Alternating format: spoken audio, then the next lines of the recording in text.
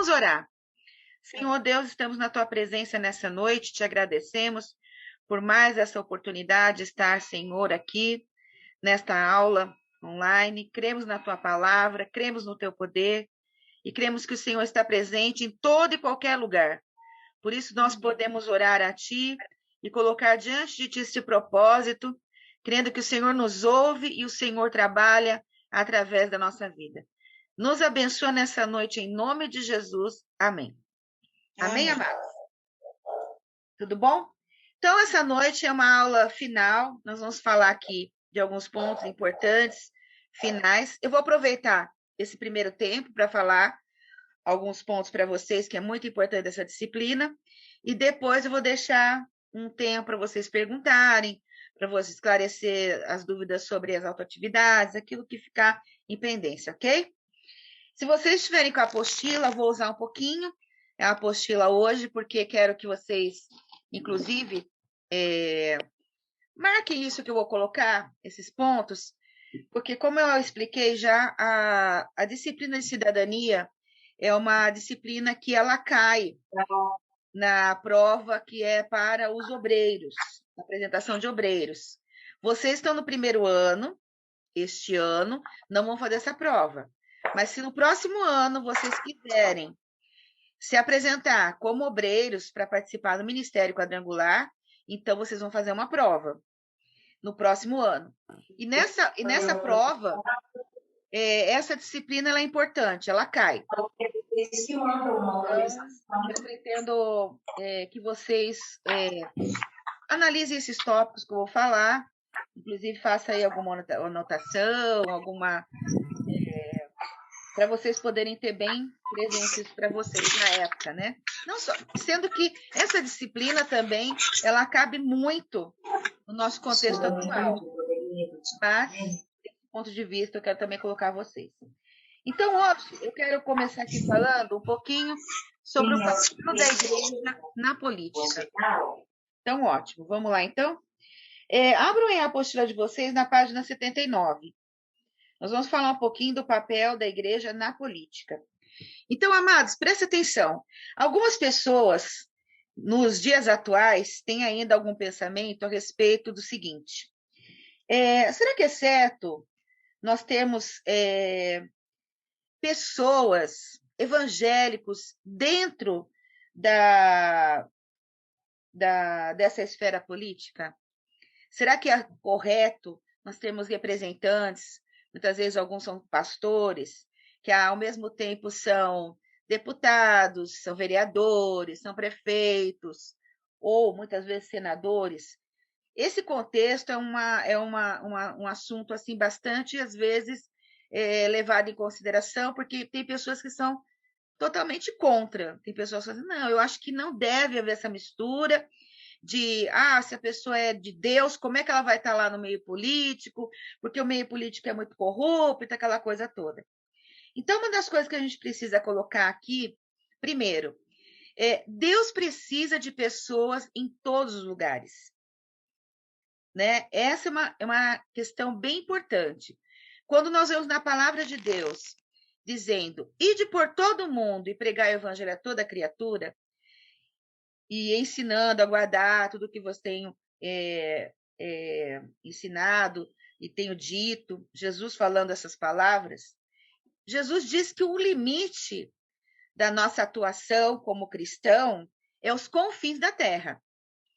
Então, por esse ponto, não existe limite geográfico para você estar atuando como um cristão. O cristão em si, ele pode estar em todos os lugares. E é até muito importante que ele esteja. Por quê? Num outro texto, nós vemos a palavra de Deus falando que nós temos que ser sal e luz. Temos que ter uma postura de influenciar o meio em que nós estamos. Então, esse é um contexto que a palavra de Deus apresenta. E aí, distou um pouquinho dessa posição de que justamente num lugar como o meio político, né? Nós sabemos que é tremendamente desafiador você falar, não, lá cristão não pode estar lá. Se nós olharmos a palavra de Deus, vou falar só citar o exemplo de uma pessoa, mas teve vários. Nessa página mesmo ele coloca que muitas pessoas levantadas por Deus, né, estiveram em meios políticos. Aí ele coloca aqui José, Moisés, Samuel, Isaías, Daniel. O que significa? Que mesmo tendo toda a responsabilidade de estar à frente de um povo, sendo um homem de Deus, estar ali com propósitos dentro do contexto do que era proposto por Deus, de missão, vamos citar o exemplo de José. José foi um governador. José, na verdade, foi um político. Ele esteve à frente de um governo, e inclusive de um povo que nem era o povo judeu, né? Ele esteve ali diante dos egípcios. Então, a palavra de Deus mostra isso. Davi é rei, foi rei. Ah, ele foi rei de Israel, mas ele foi um chefe de Estado. Então, nós temos que entender essa importância. Que diferença faz um cristão, uma pessoa de Deus, no meio como esse que nós estamos falando, num governo, numa posição de legislador? Que diferença faz? Bom, espero que esse ponto a gente tenha colocado assim alguma coisa interessante. Uma vez alguém falava assim, né? Que é uma postura muito interessante. Nós temos na igreja várias pessoas que são profissionais. Tem pessoas que podem ser médicos, advogados, dentistas, militares e qualquer outra função, né? Nós sabemos que existem pessoas com a sua vida profissional, nem todos são pastores ou são pessoas que estejam à frente do ministério.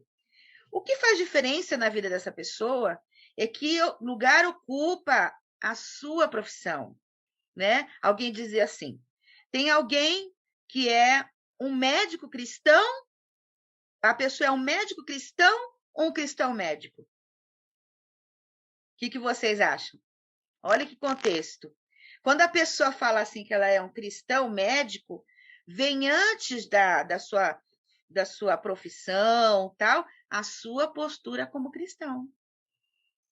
E quando alguém fala assim, não, ele é um médico cristão, muitas vezes a pessoa pode até se colocar naquela posição onde ela está, dentro do contexto da vida dela, profissional, às vezes ele é mais profissional do que um cristão. E Deus nos chama justamente, como eu já falei anteriormente, para termos uma postura de cristão, seja em qualquer que seja o lugar, né? Você é cristão e pode ser um médico, pode ser um advogado, pode ser um dentista, pode ser um jogador de futebol. Hoje nós temos pessoas dentro do meio, por exemplo, mais à frente a nossa apostila comenta, pessoas dentro da área do esporte que são cristãos, estão lá fazendo a obra de Deus dentro daquilo que eles já fazem como profissão, certo?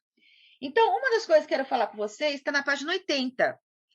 Dentro da Câmara dos Deputados, do Congresso Nacional e do Senado, que o Congresso Nacional é a Câmara dos Deputados, mais o Senado.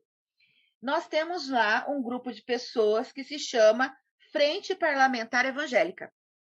Não sei se vocês já ouviram falar, mas existe sim lá. Essa Frente Parlamentar Evangélica, aliás, ela é mais conhecida como Bancada Evangélica. Então, para vocês terem uma ideia, dentro do Congresso Nacional existem deputados federais e senadores que fazem parte dessa frente parlamentar, dessa bancada evangélica. Então, aqui na apostila diz o seguinte, que quais são os objetivos dessa frente parlamentar, né? Diz justamente isso: acompanhar e fiscalizar programas de políticas públicas governamentais e nos aspectos mais importantes da sua aplicabilidade, ou seja, olha minha gata aqui atrás de mim. E uma das coisas importantes que eu vejo aqui, que está, é esse terceiro ponto: procurar, de modo contínuo, a inovação da legislação necessária para promover políticas públicas, sociais, econômicas eficazes, influindo no processo legislativo, e também o quê? A partir de temáticas segundo os seus objetivos, ali dentro do Congresso Nacional, mas com propósitos de Deus conforme a sua palavra.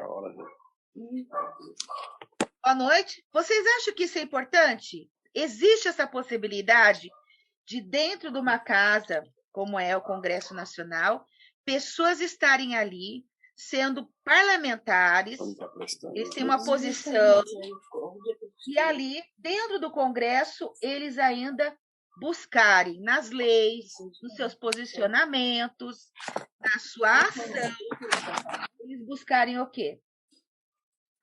Os propósitos de Deus. Será que é possível isso? Como você disse isso? É algo que essa frente parlamentar evangélica se propõe, esses evangélicos nessa bancada. Aqui está uma informação, vamos dizer assim, desatualizada, porque fala que aqui nós teríamos atualmente 57 deputados e 3 senadores. Atualmente, nós temos 195 deputados federais e 8 senadores nesta bancada. Vocês acham isso importante? É uma representatividade bem grande.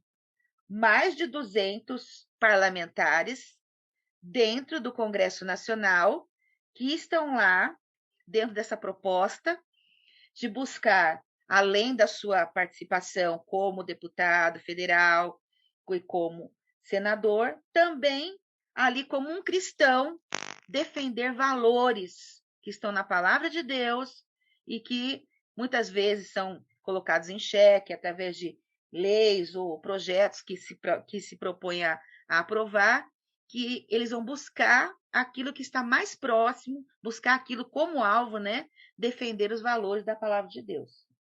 Então, amados, é um trabalho muito importante isso. Essa representatividade é muito importante. Nós precisamos ter pessoas que representem não a igreja quadrangular. Nós temos os nossos representantes também nessa bancada evangélica, mas defender os valores da palavra de Deus, certo?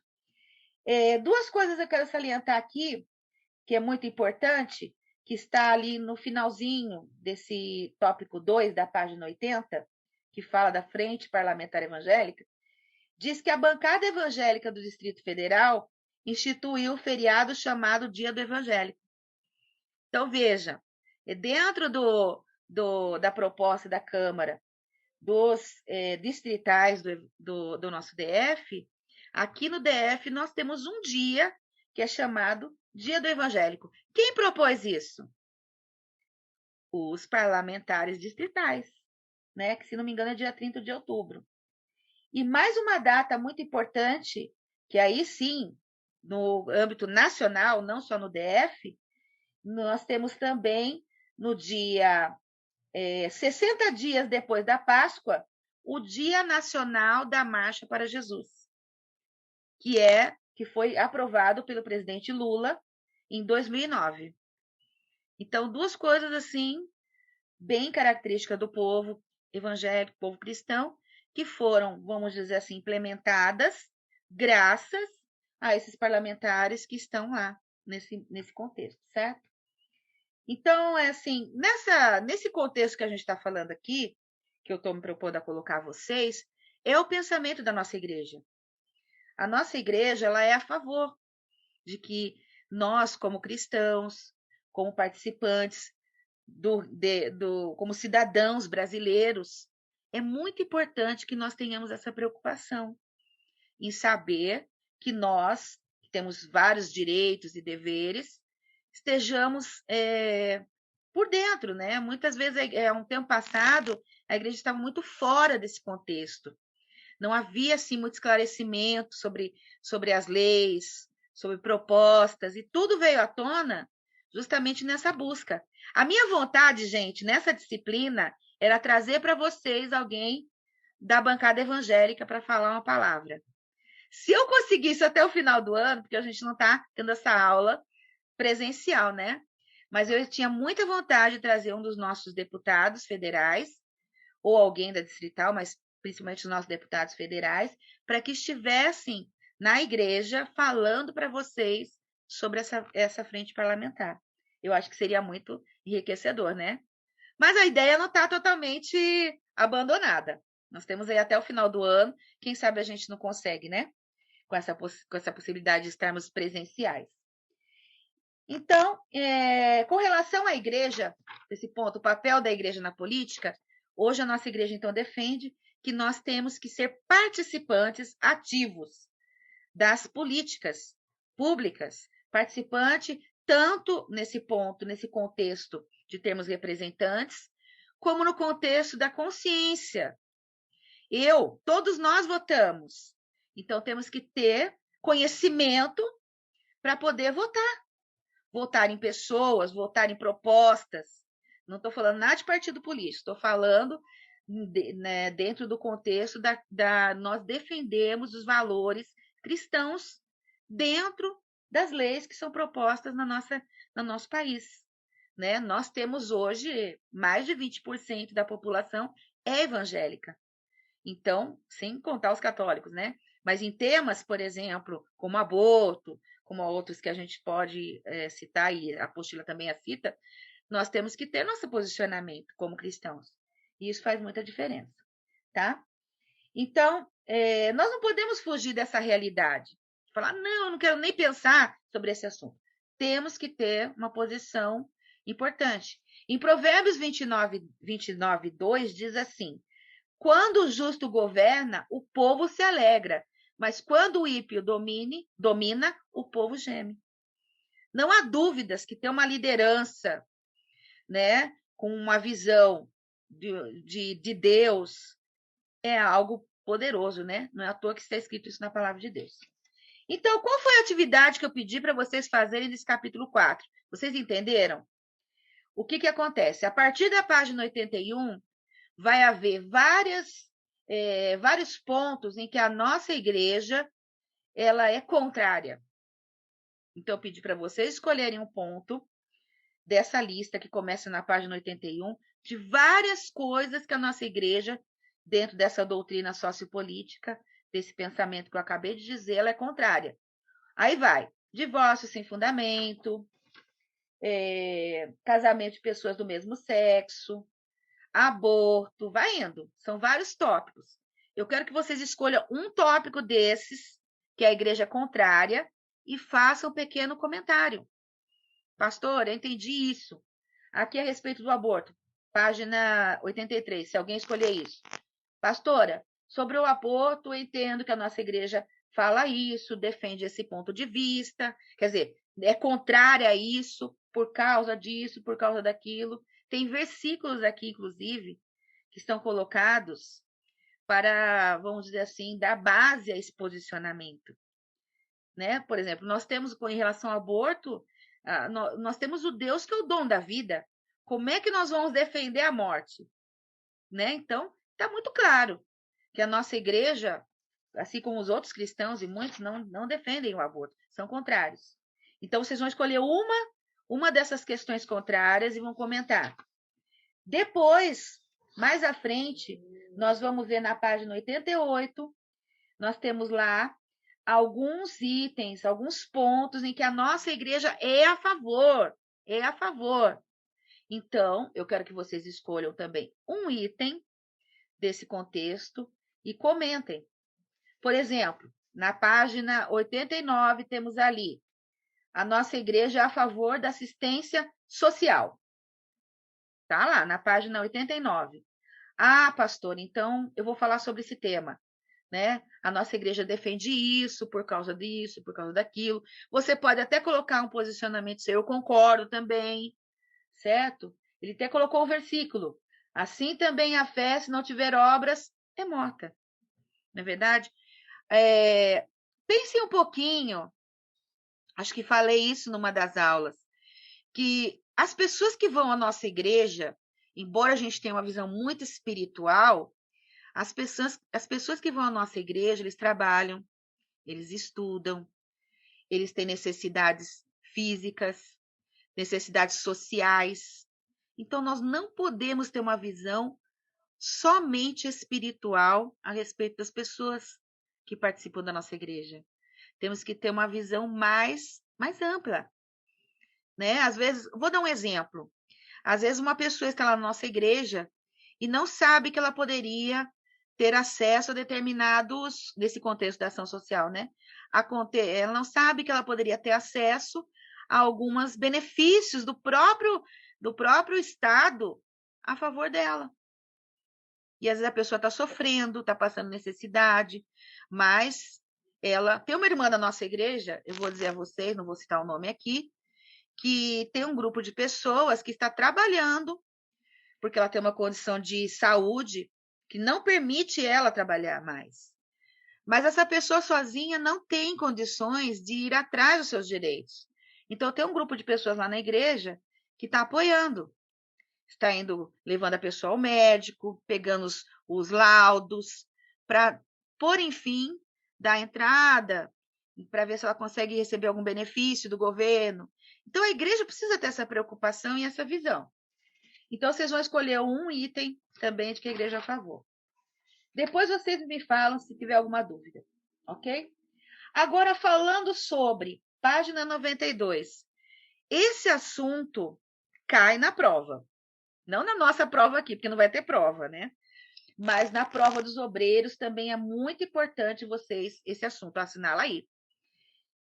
Vocês entenderem, a nossa igreja tem uma secretaria de cidadania, né? Então, olha lá, tem até aí na página 92 o símbolo, ok? Da cidadania quadrangular. Ela é uma secretaria. Então, quando iniciou esse trabalho dessa secretaria, nessa página e na página seguinte, que está toda pintada, vocês vão ver as informações, que a Secretaria-Geral de Cidadania, ela começou no ano de 2002, ok? O pessoal está perguntando sobre o trabalho, depois eu explico a vocês, tá? Deixa eu terminar essa explicação. Então, o nosso presidente, Mário de Oliveira, achou necessário ter uma secretaria para que pudesse trabalhar essa questão, tá? Dos deveres, dos direitos das pessoas dentro do nosso contexto da igreja, né? No último parágrafo da página 92, diz que foi nomeado pelo Conselho Nacional de Diretores o secretário-geral, né, de Cidadania, com o apoio do presidente. Então, vamos dizer, para que esses assuntos fossem, assim, abraçados pela igreja, ficasse numa secretaria que pudesse estar trabalhando. Então, ele vai fazer aí um comentário na página 93, de como isso aconteceu em 2000, 2002, 2004, a participação da igreja, né, quadrangular e de mais outros evangélicos dentro do contexto político. Isso porque, amados, quando chega esse ano, não. O próximo ano que nós vamos ter eleições, a Secretaria de Cidadania ela fica bastante ativa. Ela, vamos dizer assim, ela trabalha muito nesse contexto na época de eleições também. Por quê? Porque a igreja, muitas vezes, a nossa igreja quadrangular, em cidades ou no estado, muitas vezes tem a sua representatividade. Então, é objetivo da igreja que a nossa igreja tenha seus candidatos também. Então, há essa possibilidade. Quem que é o secretário de cidadania aqui do DF? Aqui no DF tem um secretário de cidadania, que é o pastor Célio Pimenta. Não sei se vocês conhecem, é o pastor da igreja, nossa igreja lá em Braslândia. Então, ele é hoje além de um líder, um secretário nacional de cidadania, os estados também têm os seus secretários. E aqui no nosso caso, é o pastor Célio Pimenta, que na verdade ele é pastor da nossa igreja lá em Braslândia. E ele realmente é uma pessoa que tem trabalhado já há alguns anos dentro da Câmara Distrital do DF. Então, ele tem acesso aos representantes vamos dizer assim, do nosso estado, tem contato muitas vezes, porque esses próprios representantes também muitas vezes estão aí apoiando, né, a nossa igreja ou outras igrejas. Então, é algo que acaba sendo importante. Então, amados, esse foi o capítulo 4 que eu acabei de encerrar. Só quis fazer um retrocesso aí para falar desses assuntos. Frente Parlamentar Evangélica, a importância, né, de termos representantes no contexto político. Falei sobre a Secretaria de Cidadania, que é um departamento da nossa igreja que trabalha nesse contexto. Não só em eleger candidatos, né? Mas despertar essa consciência dentro da igreja, da sua participação, dos membros, da sua participação, dentro do contexto político, social. E aí, vamos para o capítulo 5. Está na página 97. Tem muita coisa que poderia falar aí, tá, amados? Mas eu vou só naquilo que realmente é importante. Na página 97, nós vamos falar de uma coisa bem ampla, que se chama a postura do cristão. Quem é cristão? Todos nós somos cristãos, certo? Então, vamos ver. Qual deve ser a postura do cristão diante das questões públicas? É a pergunta que está aí, logo abaixo desse item 2.1, a postura do cristão. Qual deve ser a postura do cristão diante das questões públicas? Olha que texto, já li esse texto em outra aula, mas ele é importantíssimo. Esse texto diz assim, lá em 1 Timóteo 2, do 1 a 4. Guardem, muito importante esse texto. Não vai ser usado talvez agora, mas o ano que vem, se alguém vier questionar você da postura do cristão sobre esse assunto, olha aí o versículo importante. Diz assim, exorto-vos, pois, antes de tudo, que se façam súplicas, orações, intercessões e ações de graça por todos os homens, pelos governantes e todos que estão em posição de autoridade, para que vivamos uma vida calma e tranquila, em piedade e honestidade. Isso é bom e agradável diante do nosso Salvador, o qual deseja que todos os homens sejam salvos e cheguem ao pleno conhecimento da verdade. Então, preste atenção. Uma das posições, numa postura, na nossa postura como cristão, deixa bem claro que é nós orarmos pelas autoridades. Então, é o que diz aí a palavra. Aqui não fala se é de partido A, partido B, fala que nós temos que orar pelos governantes. Então, essa é uma postura muito importante, até porque diz, né? Para que você viva uma vida, como diz aqui, uma vida calma e tranquila. Né, irmãos? Então, às vezes, olha, eu vou dar um exemplo para vocês. Ah, pastora, não podemos protestar, não podemos dar nossa opinião, não podemos criticar. Uma coisa é você se posicionar como pessoa, você até ter a sua opinião, você ter a sua discordância, mas isso não quer dizer que aquelas pessoas que estão lá na frente, os governantes, não mereçam nossa oração. E acho até que se você acha que tem um posicionamento errado, aí que eu penso que você mais ainda deva orar e apresentar justamente essa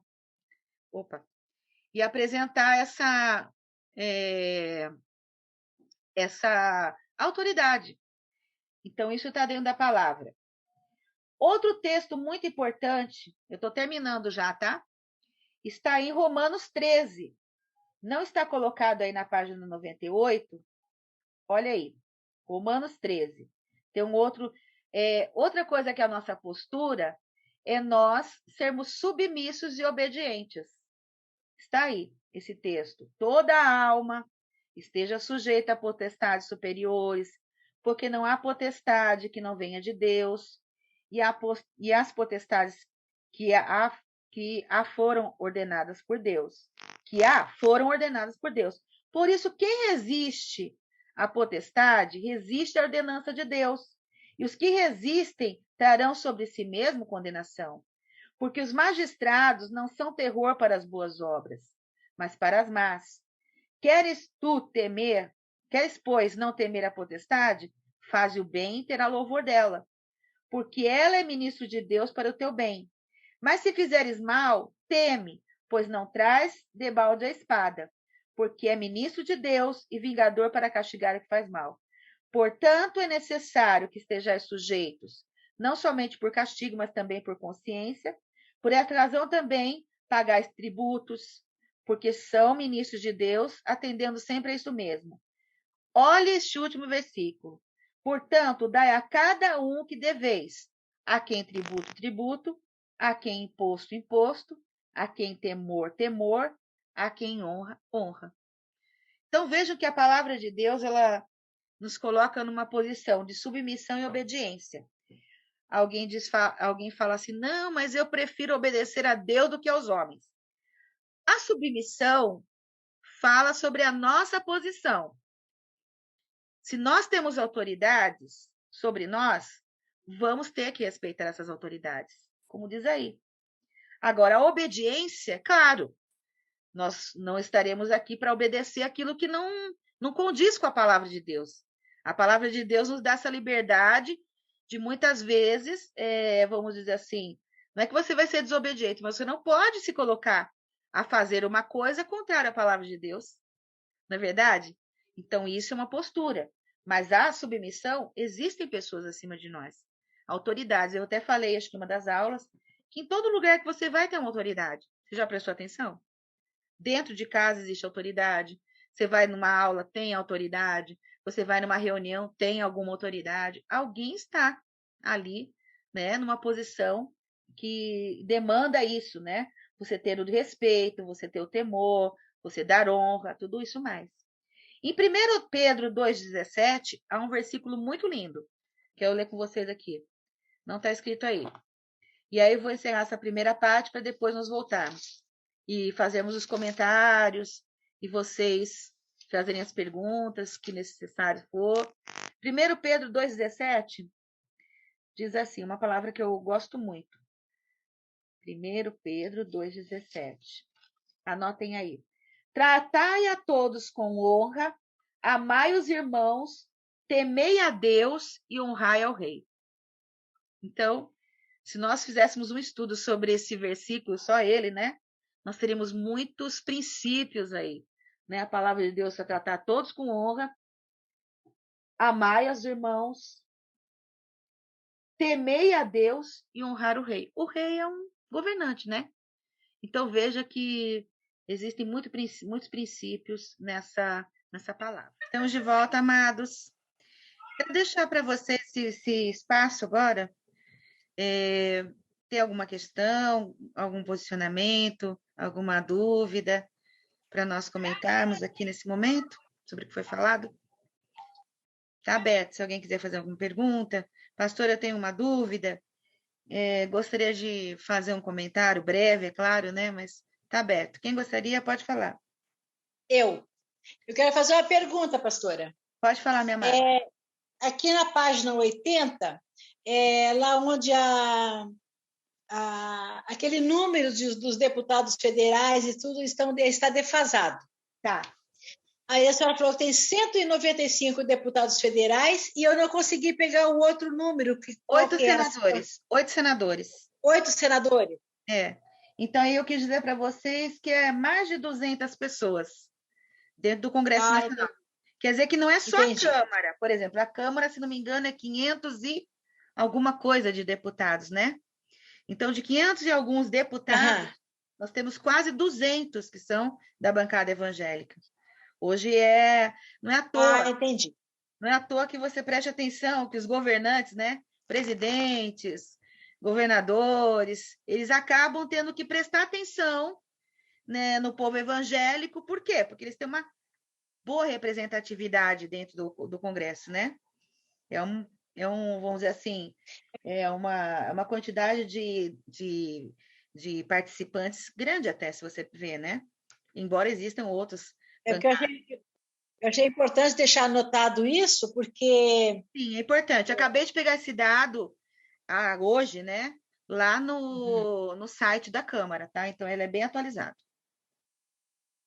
Então, tá. Obrigada, viu? Nada. Mais alguém gostaria de falar ou perguntar alguma coisa sobre esse assunto tão diferente assim, vamos dizer, né? A gente fala assim, tem alguma coisa de espiritual nisso? Deixa eu fazer essa pergunta para vocês. Nesse contexto da cidadania, da nossa participação, do nosso posicionamento, vocês acham que tem alguma questão espiritual Eu acho que tem toda. Sim. Porque se nós não estivermos levando para o lado espiritual, buscando de Deus a direção para nós orarmos, inclusive pelos nossos governantes, nós estaríamos concordando com tudo que está acontecendo. A partir do momento em que você discorda e você busca de Deus a direção, a espiritualidade está presente. É muito poderosa, né? A oração nesse contexto. Vocês vejam. Com certeza. Vocês vejam a questão. Eu lembro muito de uma postura aqui, um outro momento da palavra de Deus, que está lá no livro de Esther, né? Veja que havia uma lei, ou estava querendo se promulgar uma lei, para que os judeus fossem o quê? Castigados, mortos. E naquele contexto, Esther, que era a rainha, né? Ela era, vamos dizer assim, a mulher do rei, né? E sabia que ela poderia, o rei chegou a dizer para ela, olha, pede até metade do meu reino que eu te dou. Mas o que ela queria era algo tão assim poderoso do ponto de vista de Deus, né? Que estava na mão dela a salvação do povo de Israel. E aí ela pediu que jejuasse, se fizesse um jejum, né? Dentro daquele contexto, para que Deus desse alguma instrução a ela, algum direcionamento para que ela, naquele lugar que ela estava, né, fosse usada por Deus para salvar aquele povo. Então, imagina todo aquele povo orando e jejuando, e ela ali, uma representante do povo, com poder, né, vamos dizer assim, dormia com o rei, né? Ô, gente, dormia com o rei, e Deus usou aquela situação não só para salvar o povo de Israel, né, daquela lei, daquele decreto, né, mas ainda sobre a pessoa que estava com essa mal atitude, né, com essa má intenção, ainda foi castigada. Deus é poderoso mesmo. Se nós orarmos mesmo, Deus tem poder para mudar a situação no nosso país, em muitos contextos, da maneira dele e no tempo dele. Mas ele sabe que o povo está clamando, né? Muito bom. Pastor, posso me posicionar? Fala aí, Márcia. É com a minha ingenuidade, né? Imagina. Com a minha pouca experiência. Como a senhora estava falando de Esther, né? Antes, lá na Bíblia, né? Era muito se falado, se usado a política, mas era se falado muito em Deus, né? Em seguir a Deus, o amor de Deus, Jesus Cristo. Hoje, a política, infelizmente, no meu modo de ver, é muito bom ter evangélicos na bancada e tudo, mas pouco é se falado do amor de Deus, do amor de Jesus Cristo. A finalidade da política hoje está voltada mais para dinheiro, né? Então, se perde muito nesse sentido de você realmente levar a palavra de Deus, o conhecimento de Deus. Hoje as pessoas elas padecem muito pela essa falta de amor, porque já pensou se todos os políticos, até mesmo os evangélicos, eu não sei, se falassem do amor de Deus, eles nem têm possibilidade de falar numa como é que se chama, numa reunião dessas lá no Senado, lá no Congresso, você levantar a mão e falar um versículo da Bíblia e mostrar lá que é o amor de Deus e que a gente tem que buscar para ajudar as pessoas que precisam, as pessoas que estão passando fome, as pessoas que não conhecem a Deus, as pessoas que... Nesse sentido, sabe? E a política hoje virou muito negócio, virou muito você ganhar dinheiro. Hoje eu estava fazendo um trabalho, né, terminando algumas coisas, e estava vendo Davi, ele foi procurar a esposa dele, a Mica, Mica, né, que fala, Mical, né, assim, que ele foi buscar Mical, que fosse bom para ele nos negócios, né, que fosse favorecesse ele lá no reinado dele, né. E hoje em dia também é muito isso, se busca muito a si próprio, benefício próprio. Como meu pai dizia, casamento é um negócio, né? Não é só um casamento, realmente sempre, né? Desde sempre é um negócio, então é busca de benefício próprio, não é busca de você querer mostrar o amor de Deus, de você querer o melhor, melhorar a vida do próximo, de que o próximo seja bem-sucedido, sabe? Para que a gente tenha uma sociedade melhor. Hoje nós padecemos muito por isso, porque tudo virou um negócio, né? O que nós precisamos entender, né? Que nós, muitas vezes, gostaríamos que fosse realmente tudo dentro do que realmente para ser. Mas nós estamos lidando com pessoas, nós temos maus políticos, mesmo às vezes evangélicos, como você está falando, mas temos também maus médicos, maus psicólogos, maus motoristas, maus pastores. A palavra de Deus fala, né? Então, o problema de tudo isso não é onde a pessoa está, é a condição do coração dessa pessoa, não é verdade? E Então, aí nós queremos acreditar, né, nas é pessoas. isso, é porque se perde esse valor do amor de Deus, das pessoas, Então, ver qual que é o verdadeiro propósito de Deus. Não tem amor por ninguém. Então, por isso, aí ninguém faz medicina bem, ninguém faz direito bem, ninguém faz nada bem, porque não tem amor, né? mas vamos entender, assim, de verdade, que Deus tem aquelas pessoas que fazem tudo realmente como Ele quer, né? Não vamos generalizar todos os 195 deputados e 8 senadores, são todos corruptos. Claro, nós vamos ter talvez uma parcela ali de pessoas que não estão lá com a motivação certa. Entraram lá para fazer diferença, não é verdade? Às vezes disseram para o povo, nós vamos entrar lá para fazer diferença, colocar o nome de Deus e defender os valores, mas aí a pessoa se mistura, a pessoa se corrompe. Existe. Eu tenho pessoas, assim, meu marido, né, que é do meio militar, agora está na reserva, que quando nós nos casamos há 30 anos, nós tínhamos muitos militares, amigos nossos, evangélicos, que eram um grupo assim maravilhoso, né? Hoje existe trabalho evangélico dentro dos quartéis, é bênção. Meu marido se converteu assim, né? Dentro de uma escola militar, que tinha um grupo de alunos evangélicos. Mas hoje, depois que o pessoal já pegou outros postos, já subiu, quer dizer, ele trocou, né? O servir a Deus, o estar na presença do Senhor Jesus, com coisas puramente materiais, que a pessoa colocou no lugar. Então, isso nós vamos ter em todos os lugares. Agora, o que nós não podemos é desacreditar de todas as pessoas. Na página de número 100 não, deixa eu te falar aqui, ó. Dá uma olhada, Márcia. Na página 108, existe um comentário ali, o perfil do político cristão. Dá uma olhada aí, na página 108, que é interessante para todos vocês. Então, está lá no número 12, né? Então, um pouquinho antes, diz assim, que a legítima atuação política é abençoar. Quem estiver nesse contexto, se espera que ele vá lá para ser uma bênção, né? Naquele lugar e buscar que outras pessoas também, como diz aí, seguindo o perfil do mestre, eu vim para que tenham vida e a tenham abundância. Aí depois ele coloca qual deveria ser, né, o perfil do político cristão.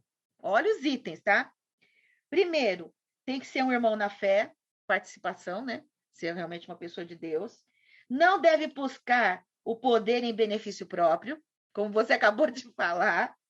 Não deve. Não deve retroceder na fé, como eu acabei de dizer, que tem gente que, em vez de avançar na fé, abandona a fé. Deve ser um servo de Deus, exemplo de caráter, ética e moralidade. O número 5, deve ser um servo de Deus que não busca riquezas pessoais. Pensa tudo que você falou, hein, Márcia? Deve ser alguém que cumpre os mandamentos de Deus. Deve ser homem de Deus que não se ensoberbece no poder. Pensa, que retrato é esse? Então, o que significa? Que nós que estamos nesse mundo, que vamos precisar votar, vamos precisar... temos alguém que vamos ter que eleger para nosso representante, procurar alguém que seja muito próximo desse perfil. Claro, eu digo para você, vai existir momentos que você pode talvez se decepcionar, mas faça com convicção, buscando o que é melhor. Eu gostaria depois, eu não sei se vocês conhecem os deputados federais da nossa igreja. Vocês conhecem? Então, depois eu vou passar o nome para vocês. Acompanhem. Quem sabe no Facebook, em outras mídias. Eu acho que é ótimo, para pelo menos vocês terem uma ideia, né? Se aqueles que nós elegemos, ou que são da nossa igreja, pelo menos, né? Que são da nossa igreja, estão lá fazendo alguma coisa. Estão lá trabalhando, realmente, dentro do contexto de Deus. Agora, o cumpre a nós orar, inclusive, para que Deus desperte pessoas que estão nessa posição a ser realmente de Deus. Compete. Eu já conheci pessoas assim muito influentes que realmente eram cristãos no meio político e eu vejo que eles continuaram. Mas existem aqueles que, como você falou, abandonam a fé. Ah, eu vou ser político com motivação. Ah, vou ganhar dinheiro, né? Ah, não, vai ser bom para mim.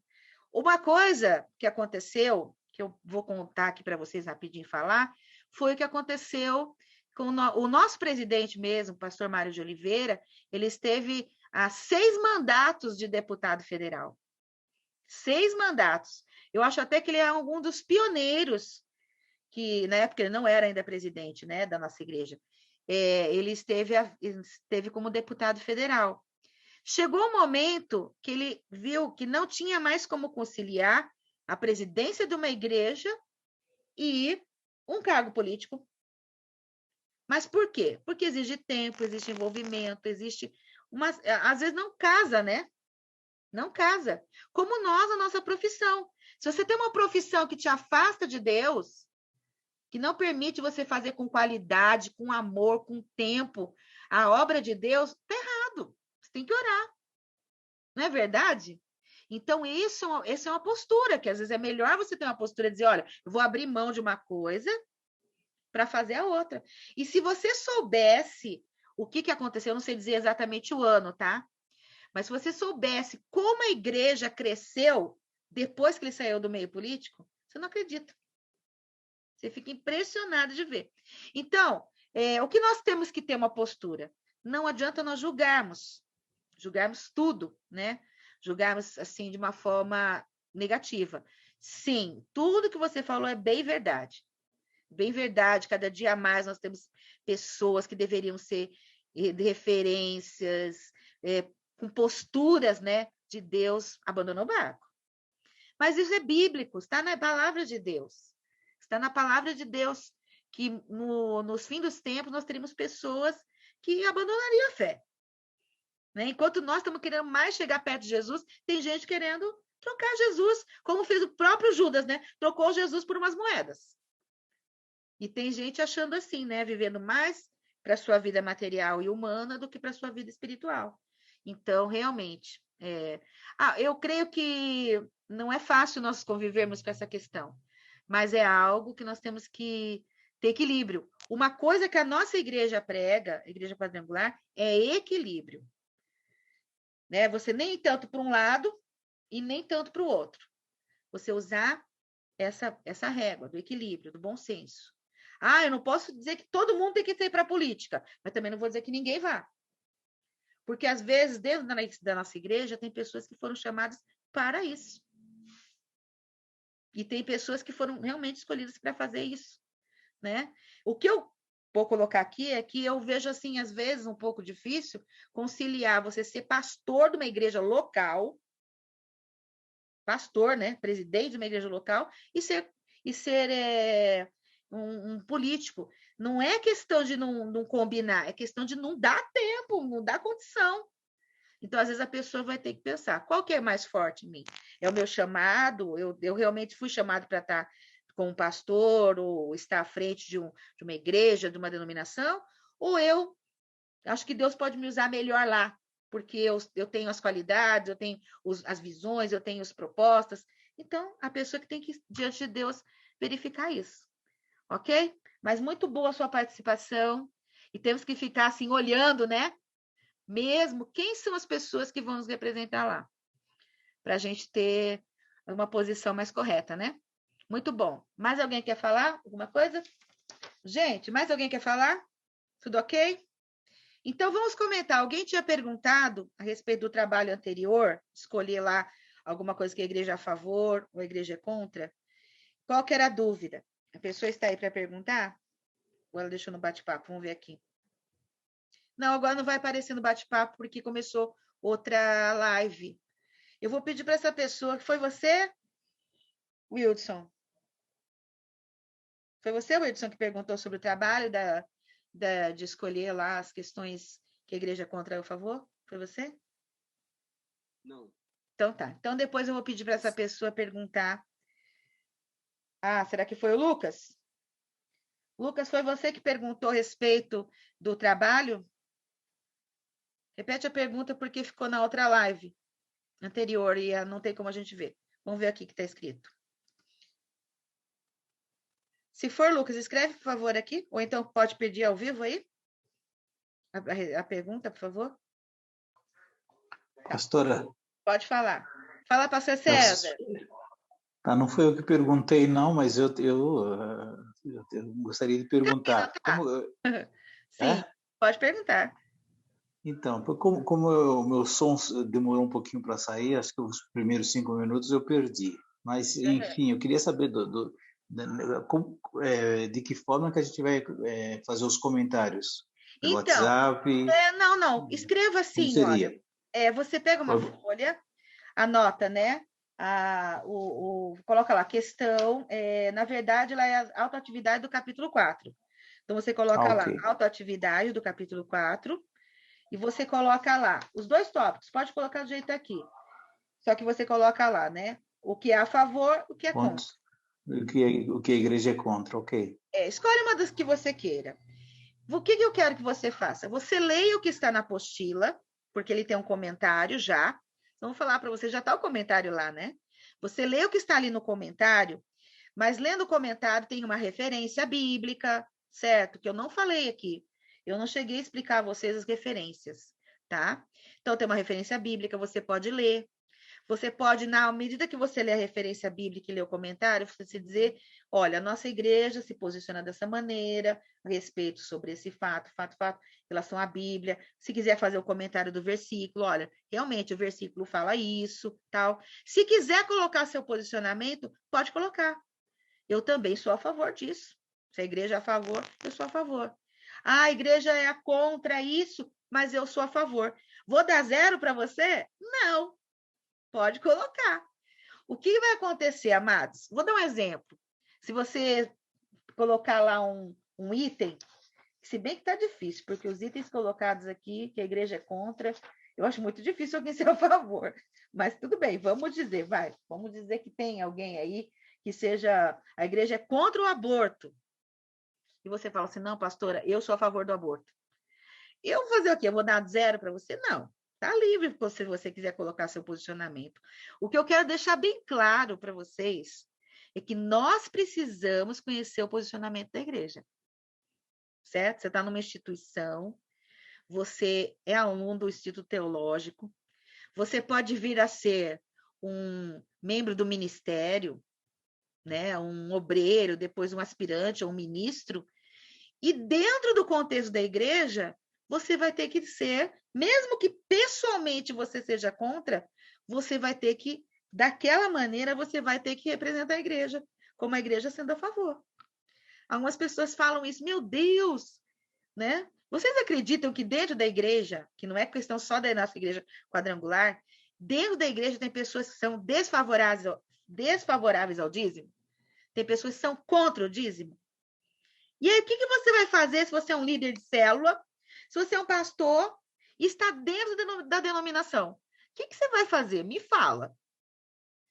Você vai ter que dizer, olha, a nossa igreja é a favor. E você vai ter que dizer, não vai poder muitas vezes se posicionar. Porque ou nós aceitamos dentro do contexto da nossa igreja, seus posicionamentos, e aí, se somos líderes, se somos pastores, vamos ter que pregar o que está dentro da nossa denominação. Ah, mas a denominação... Pensa, nós temos igrejas e igrejas. Vou dar um exemplo para você prático, tá? Não é o nosso caso aqui. Existem igrejas que falam que a mulher não pode cortar o cabelo. Tudo bem que isso já até se adiantou hoje, tem pouquíssimas, né? Então, irmãos, eu não posso estar nessa igreja.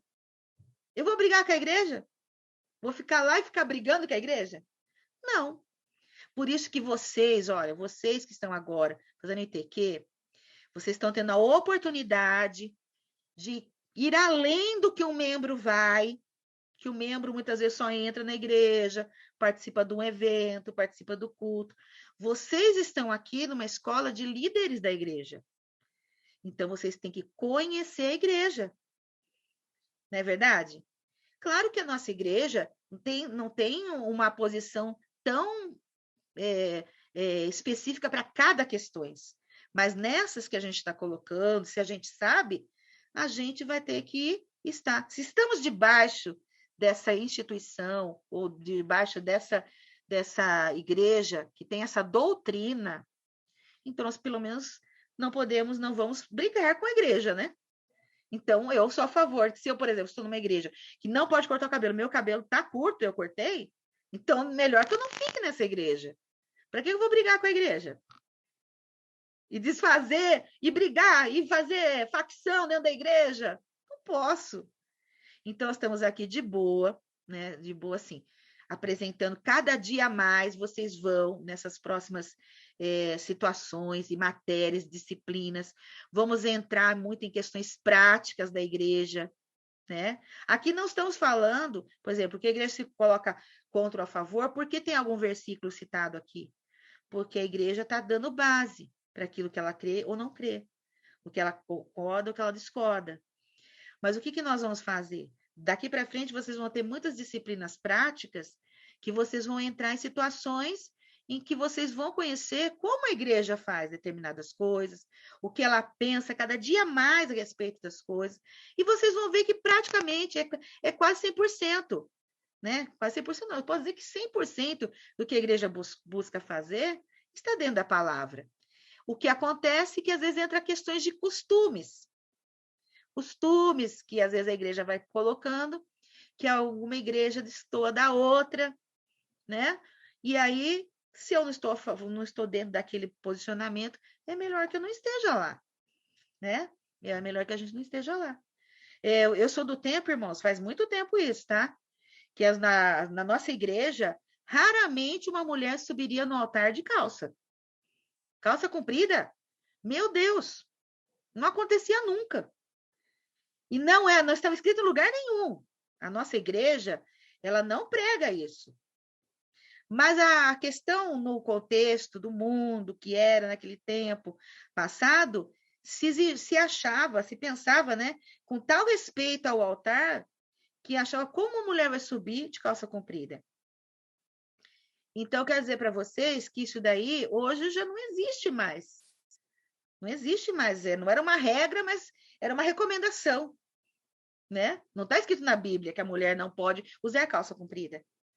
Né? Embora algumas igrejas defendam esse posicionamento e tudo mais. A gente sabe que muitas vezes isso é questão de costumes, que a nossa igreja não tem essa questão de costumes forte. Você pode ver que não tem. Mas o que eu quero dizer? Nós, dentro de uma denominação, quando entramos para sermos participantes do ministério, temos que saber quem é a nossa igreja, o que ela pensa, porque nós estamos representando essa igreja.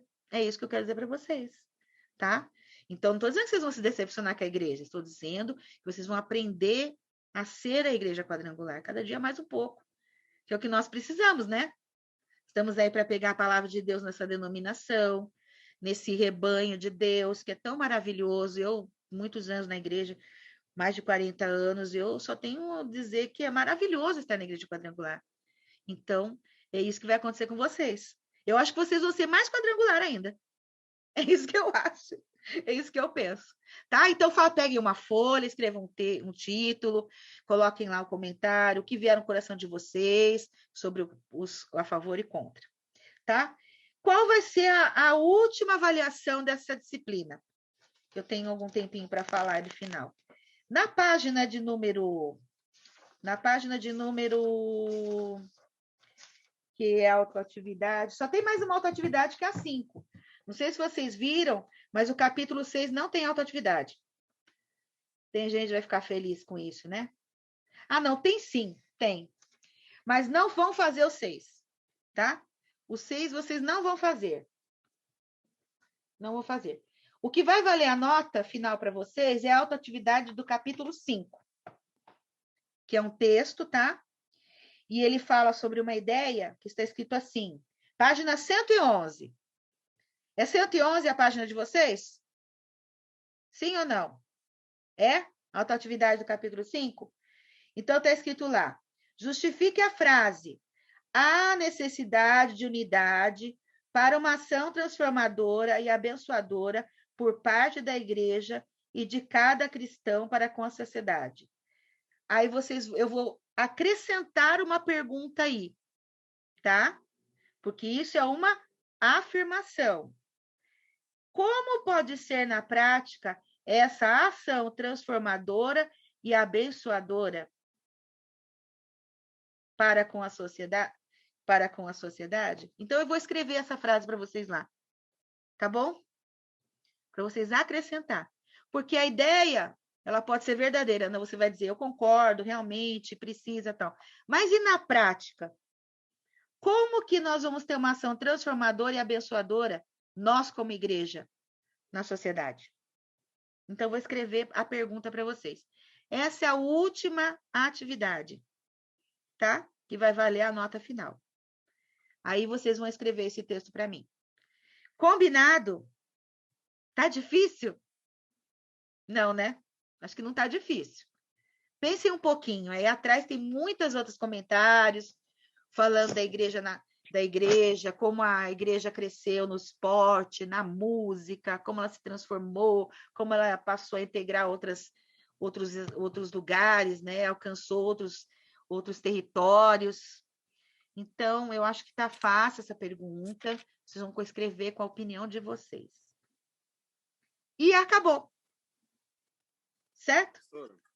Pastora. Pode falar, Wilson.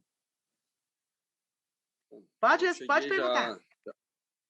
Quando eu cheguei, já estava em andamento aí. Eu não sei se a senhora falou. Quando que a gente vai entregar esse material para você? Eu vou deixar mais uma semana para vocês, né? Eu estou falando essa semana, né? Então, vamos dizer que essa quarta-feira, que seria a aula de vocês vão começar uma disciplina nova no ITQ presencial, certo? Então, eu deixo mais uma semana para vocês me entregarem, tá bom? Deus abençoe. Mas tem que caprichar. Essa última Amém. pergunta, vocês têm que caprichar. Se escrever Amém. 2 linhas, tá muito ruim. Escreva pelo menos 10 linhas, no mínimo, certo? Porque assim, capricha. Mas eu vou deixar mais uma semana para vocês, tá bom? Comecem então, só Oi. acrescentando a pergunta, essa do capítulo 6, a que ela só falou, mais as outras autoatividades, não é isso? Eu vou lembrar para vocês que eu fiz uma postagem no WhatsApp do que eram as autoatividades anteriores, até a 4. E vocês só vão fazer a 5. Ok? Então, pronto. Ok. Então, ótimo. Deus abençoe vocês. Cresçam, né? Amem a sua igreja, honrem suas lideranças, tenham paz, né, dentro do que vocês vão fazer, peçam sabedoria a Deus em tudo, seja na vida profissional, emocional, física, espiritual. Deus está pronto a usar cada um de vocês. Se vocês verem alguma coisa de ruim, falam, eu serei diferente disso, né? Então, o posicionamento fala assim, não, eu vou ser diferente. Eu não mando no outro, mas eu vou ser diferente. E Deus vai usar muito vocês, ok? Então, como está terminando aqui, eu agradeço a todos vocês. Espero que a gente vai se ver talvez em mais uma disciplina, mas é mais à frente. E vocês aproveitem ao máximo, ok? ITQ, não faltem, fiquem em dia com as autoatividades. O curso, quando vocês terminarem no final do ano, vocês vão vibrar, falar, eu venci. E é isso que vai acontecer, tá bom? Então, Deus abençoe vocês, boa noite, obrigado pela atenção. A aula vai ficar gravada, qualquer dúvida, e colocarei para vocês as autoatividades ali, o resumo, tá bom? Paz, Deus abençoe a todos. Paz.